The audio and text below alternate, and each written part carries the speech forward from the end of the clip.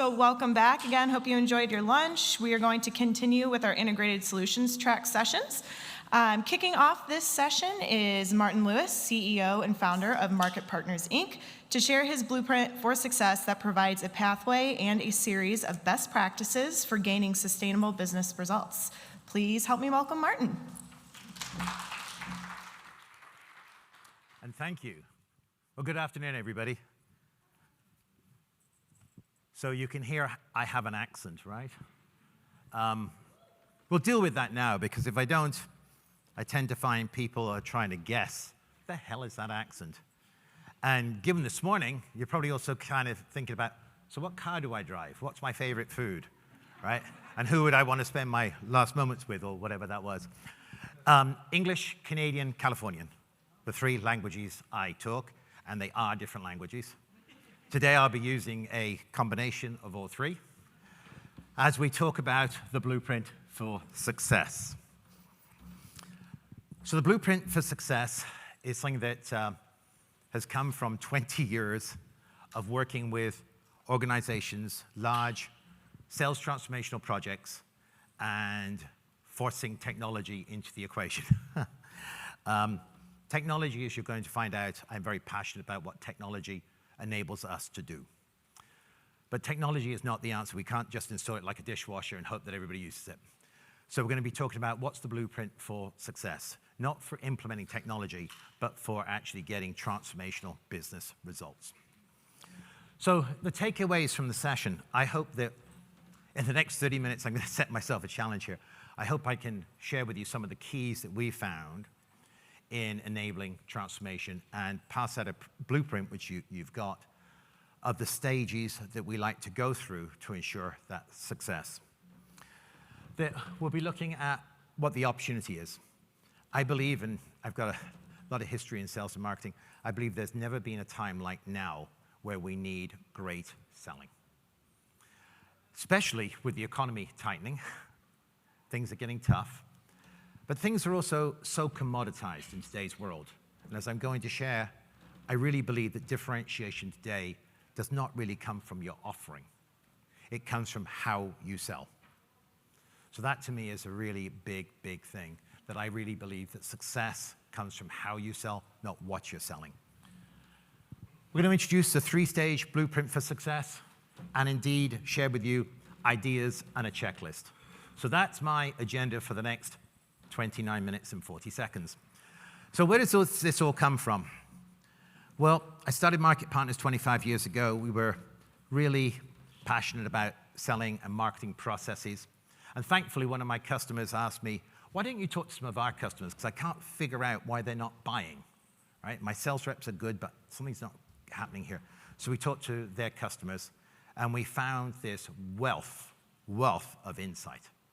We heard that this morning from Duncan, spending time, he said, with your consumers, with your customers. We have now mapped over 200, we've mapped buying journeys for over 200 companies, which means we probably mapped 400 to 500 buying journeys across the board, across industry, and across the globe. Never once have we mapped a buying journey and not found actionable insight. So this is now what we do. But we don't stop with just mapping the buying journey. We then look at how can you transform your sales and marketing approaches to optimize to what's really going on with the customer.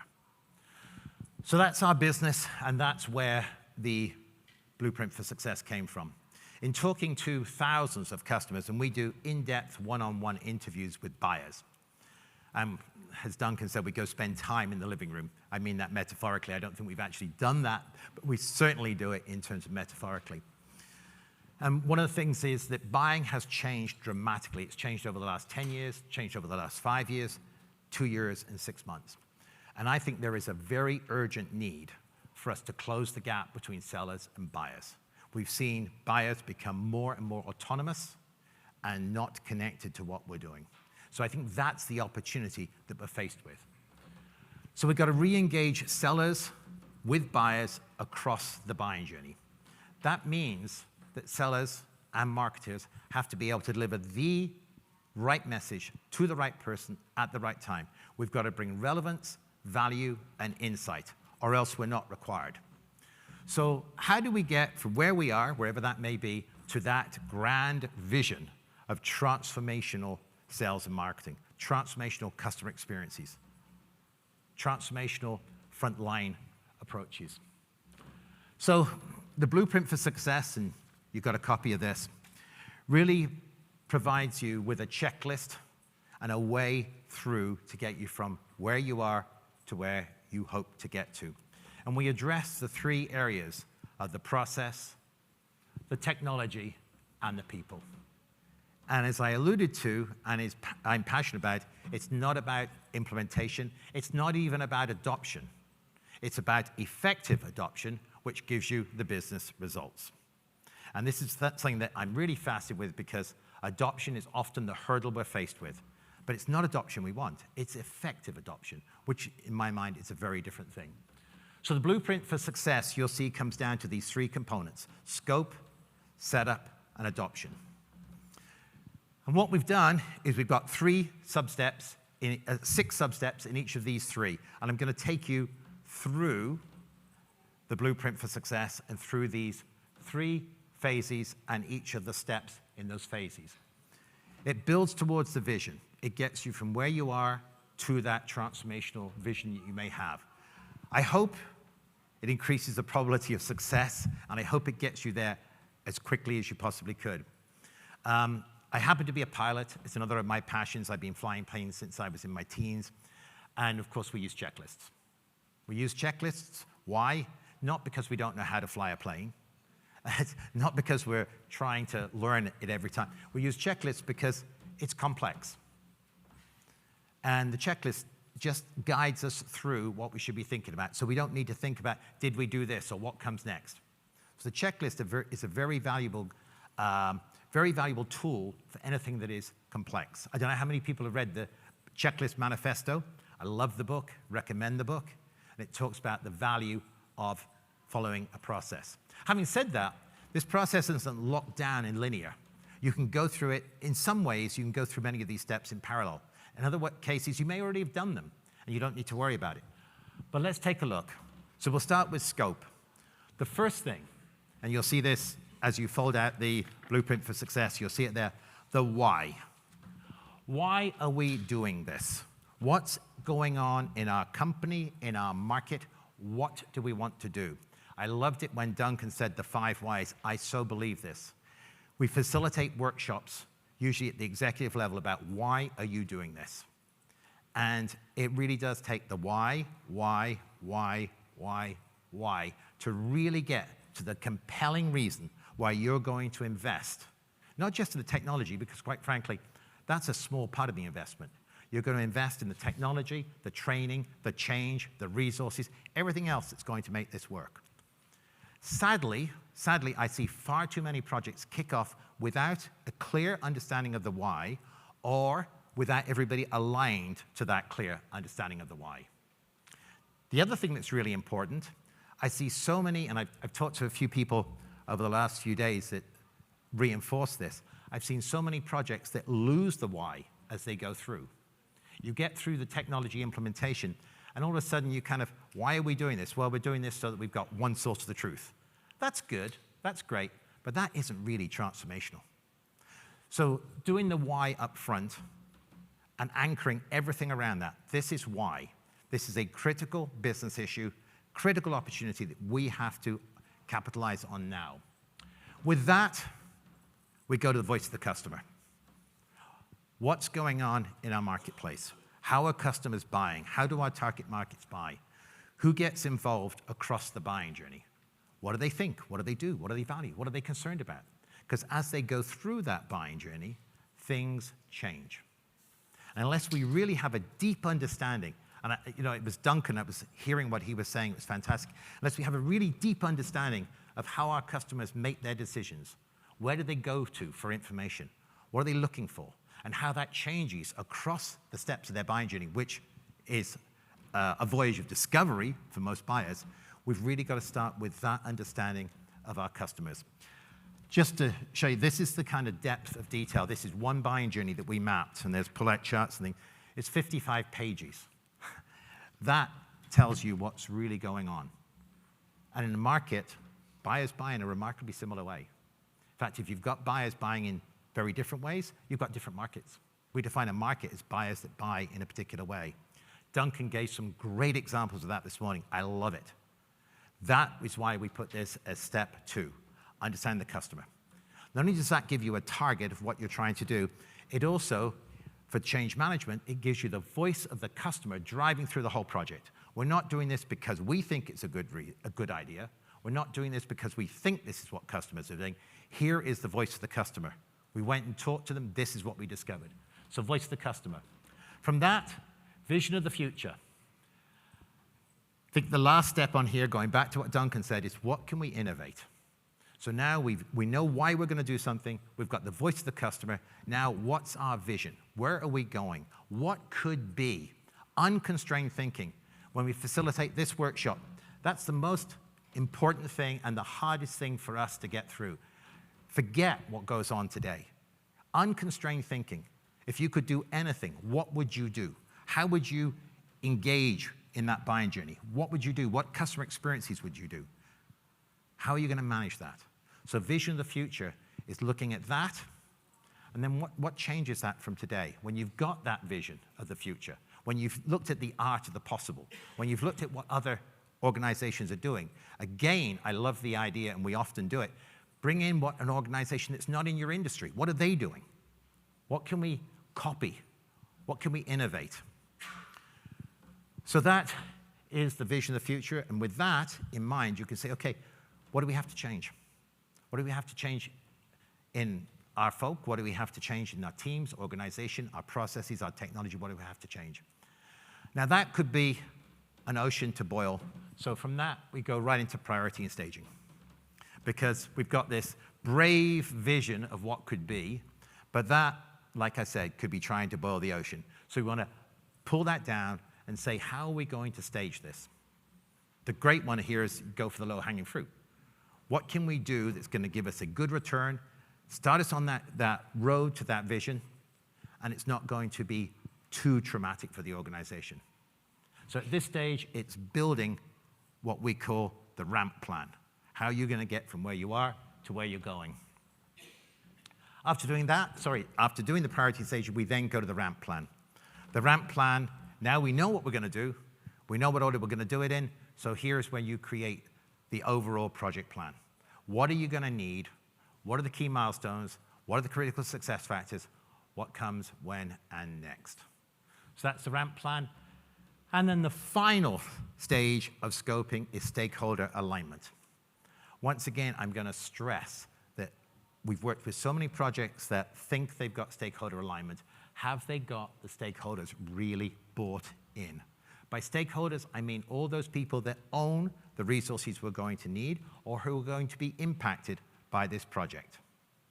We need them not just nodding, we need them bought in. We go back to the why. This is why we're doing it. We go back to the voice of the customer. We go back to our vision.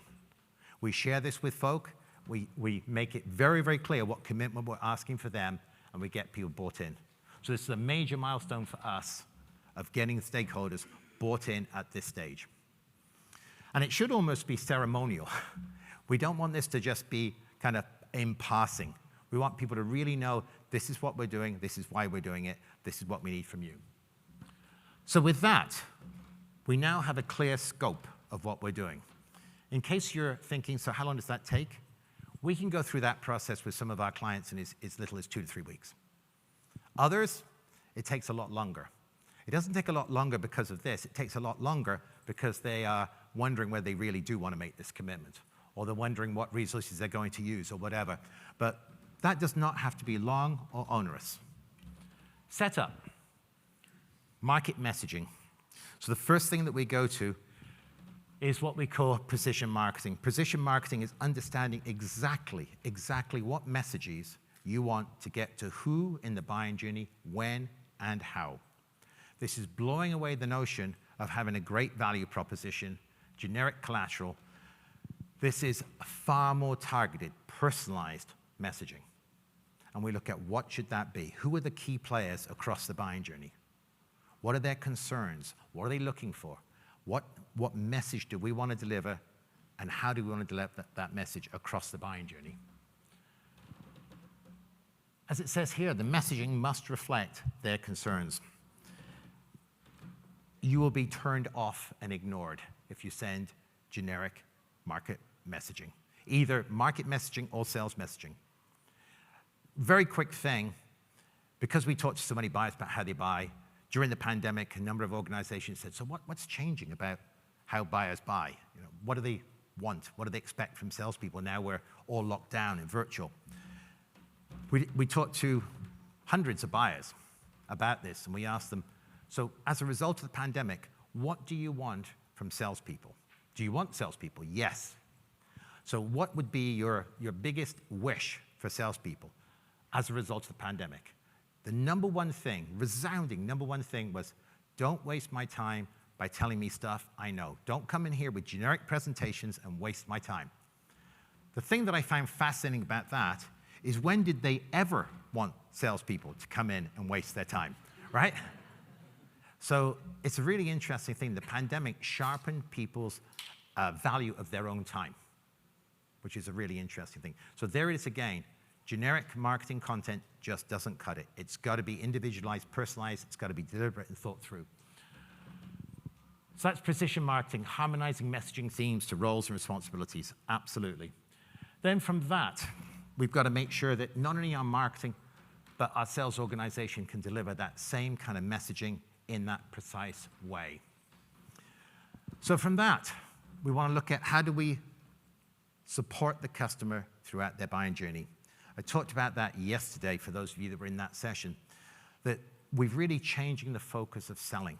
The focus of selling is not trying to drag a customer through our sales process, it's supporting them as they go through their buying journey.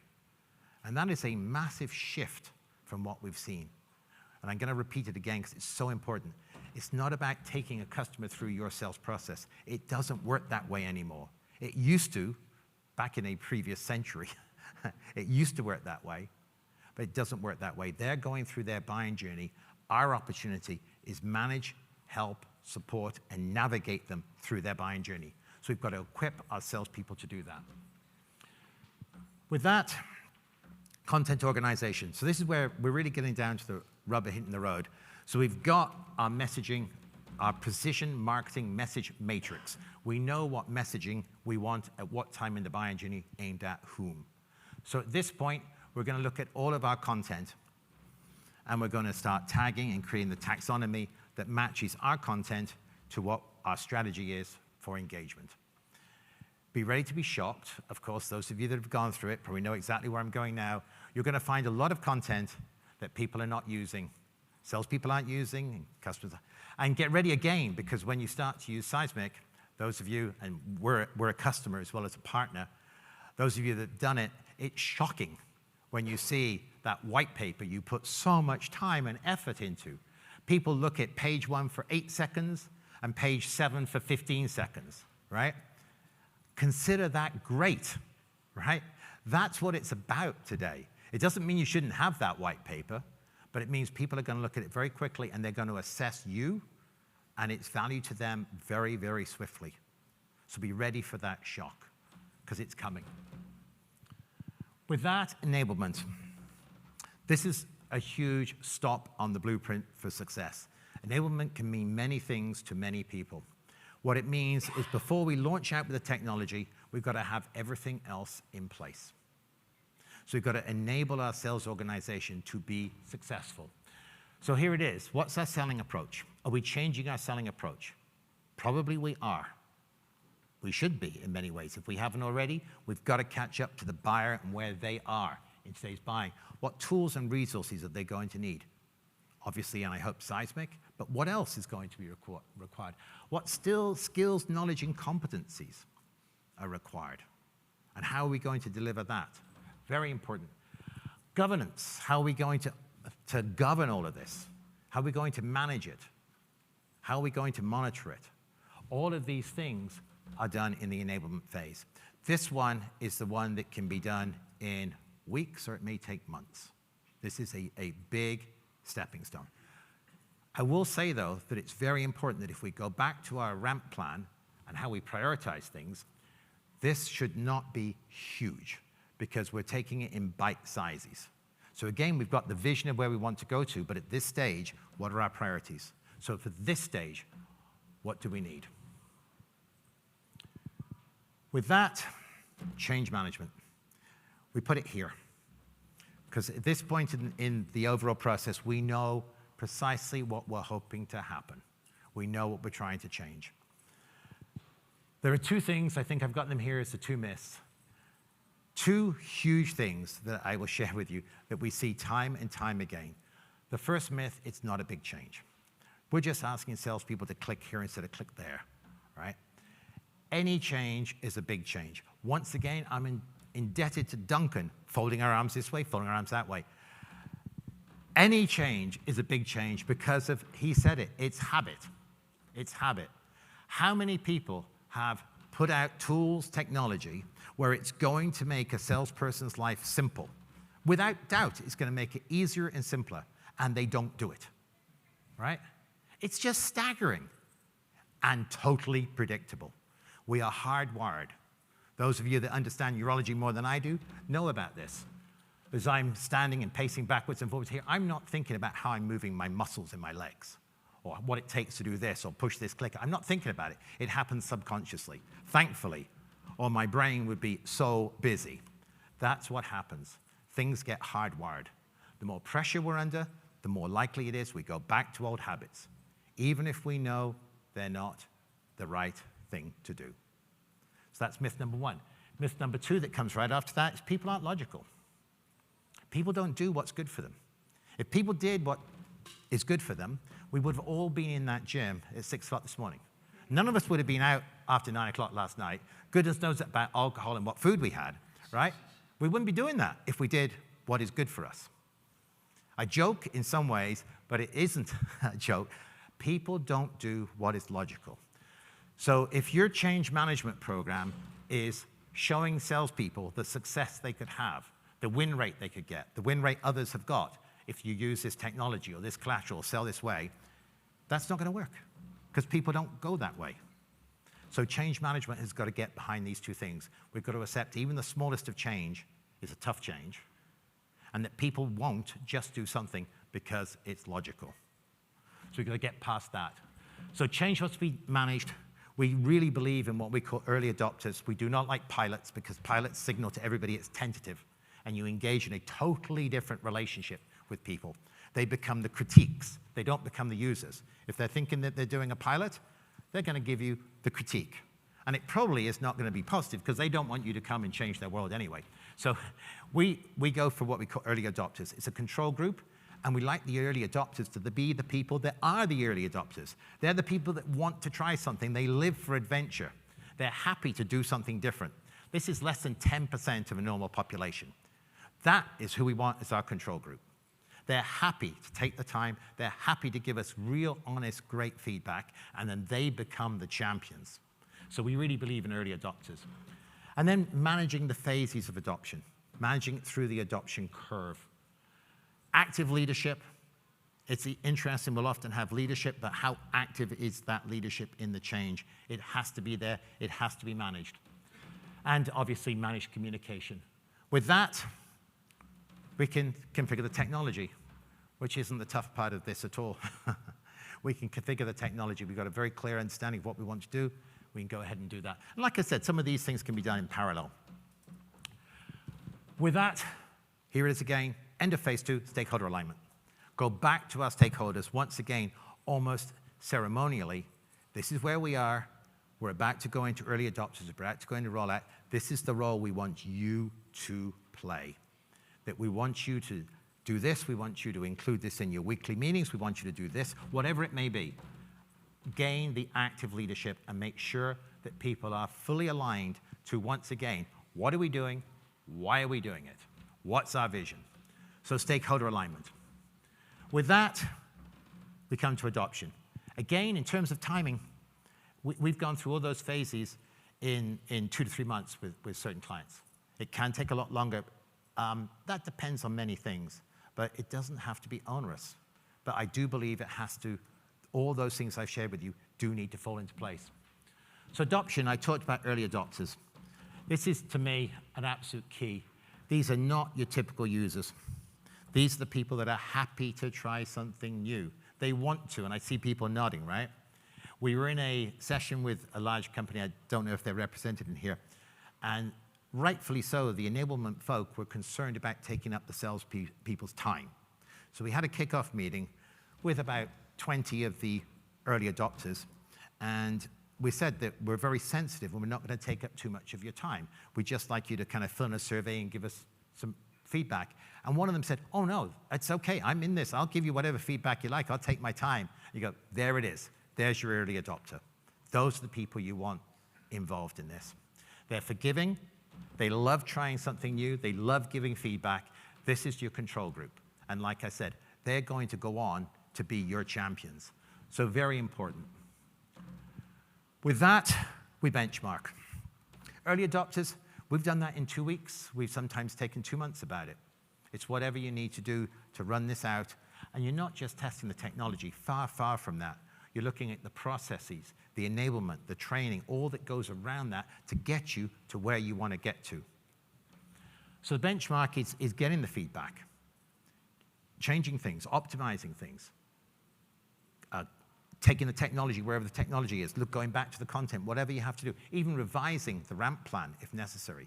So the benchmark is something we go through to make sure that we are directionally correct here. With that, launch readiness, getting everything ready to launch. Again, that's all the things that surround the technology. The training that's required, the resources, the processes, whatever else is required for overall success. With that, we go into rollout, hopefully very successfully. After that, or during that, support. And we put this in as a separate step because it's so important to think this through, that we need to support people going through this change and transformation. We want to really keep our eyes very close on it.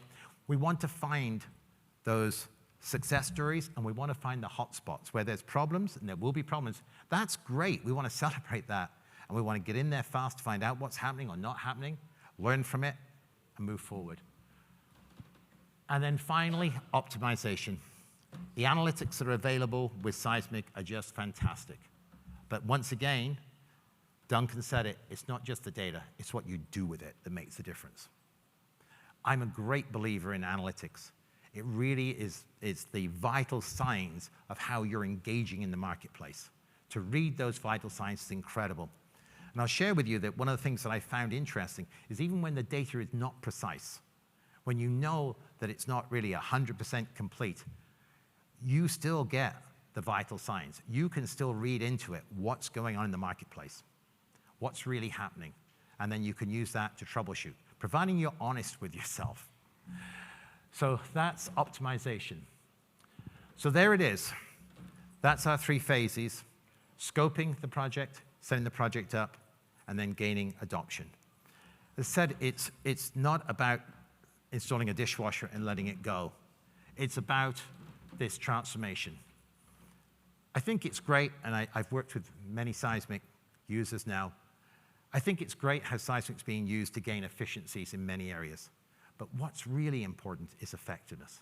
It's really transforming your sales and marketing organizations to catch up to how customers buy today, to reconnect sellers and buyers, to ensure that our salespeople, our marketing people are truly delivering relevant, valuable insight to the buyers every step of their buying journey.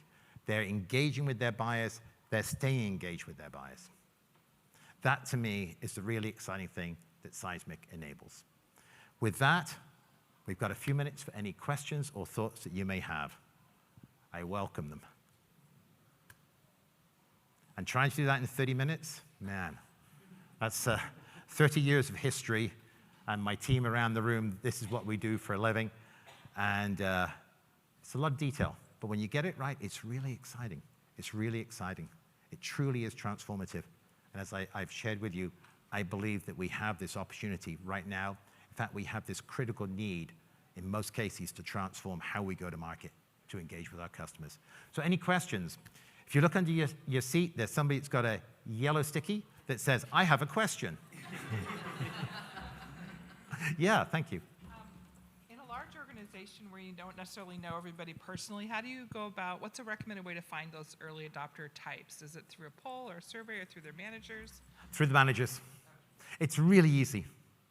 Yeah, and I say that, it's really because you ask the managers, who have you got on your team that would be really good to be in a control group to try something that's pretty new and exciting? And they'll say immediately, oh, Deb. Deb's fantastic. And if there's any question about it, you haven't found them. So yeah, it really is that easy and that important. Other questions? Yeah. We got a mic coming. Thank you. You haven't got a name badge on. You're all right? I take it off. So no, neither do I. So what am I saying? I cling around too much, so I take it off. So I work for a small asset management company. Yeah. And we only have a team of about 7 salespeople. Yeah. What would you say to rolling it out to like 1 or 2 people versus rolling out to the whole team? What are like the pros and cons to something like that? I would still try it with 1 or 2 people. Yeah. And it doesn't have to be onerous. It's not a pilot, it's a control group. We're going to do this for a couple of weeks, get your feedback, see what's good, see what's difficult, and then we can get your feedback, and before we give everybody else in the team, we're optimizing it for you. It's also great because when you go out to all 7, the 5 that weren't in the control group know that their peers have been involved, and it's not you rolling it out, that, hey, they've been part of it. Okay. So I'm a very big believer in it, even if it's only a few weeks. Other thoughts? Yeah. You mentioned some people. Anthony. Oh, you mentioned some people wouldn't adopt no matter what kind of thing.